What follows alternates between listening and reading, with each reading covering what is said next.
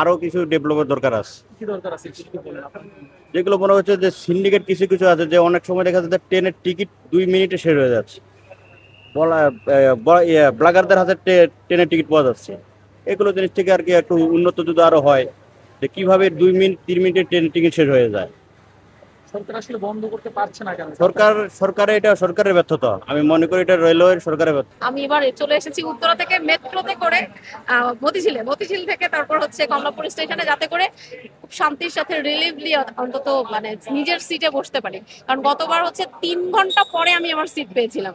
ভিড় একটু কম আজকের দিনে, আর টিকিট নিজে কাটছি। অনেক বেস্ট মনে হচ্ছে গতবারের চেয়ে বা তার আগের বার চেয়ে। এবার অনেক বেস্ট মনে হচ্ছে, এখন মানুষজন নাই, বা এখন যদি এখন বিনা টিকিটে যদি এখন যাত্রী উঠে সেক্ষেত্রে ভিড় উপলব্ধি করা যাবে। এখন আপাতত যে ট্রেনে যারা আছে সব টিকিট বিন যাত্রী আছে আর কি। ট্রেন ছাড়ার কথা 5টায়, এখন বাজে ধরুন যে 4টা, সোয়া 4টা। ট্রেন আগে আছে, এখন পরবর্তীতে কি হবে জানি না। গত কয়েক বছরের তুলনায় এবছর অনেক ভালো, মানে আপনার প্ল্যাটফর্মেও এরকম গ্যাঞ্জাম নাই, ভিতরেও গ্যাঞ্জাম নাই। এখন পরবর্তী হচ্ছে নেক্সট ডে এখন বিমানবন্দরে যদি এরকম ভালো থাকে তাহলে আমরা আলহামদুলিল্লাহ ভালো হয়ে যাবো।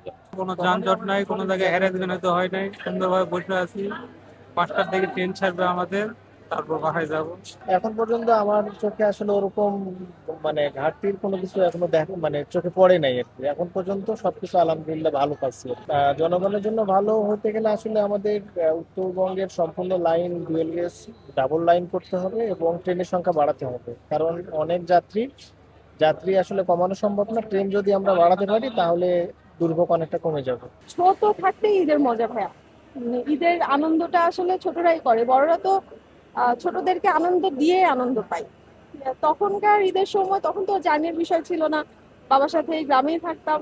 তো এখন বাচ্চা নিয়ে প্রথমবার ঈদ করতে যাচ্ছি, তারা খুশি, আমরাও খুশি।